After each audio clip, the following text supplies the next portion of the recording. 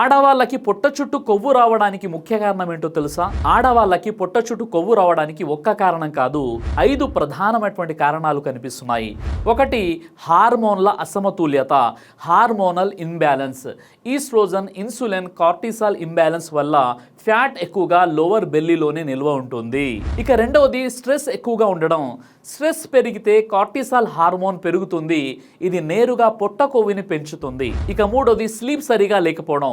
రోజుకి 6 నుండి 7 గంటల కంటే తక్కువ నిద్ర కూడా ఈ సమస్యకి కారణం కావచ్చు.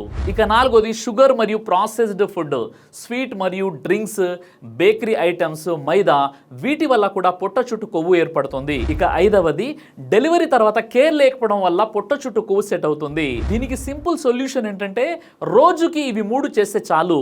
7 గంటల నిద్ర, నైట్ షుగర్ని అవాయిడ్ చేయండి, 10 నిమిషాలు డీప్ బ్రీతింగ్ మరియు వాకింగ్ చేయండి. హార్మోన్స్ కంట్రోల్లోకి వస్తే పొట్ట కొవ్వు ఆటోమేటిక్గా తగ్గిపోతుంది. ఈ వీడియోని లైక్ చేసి షేర్ చేయండి.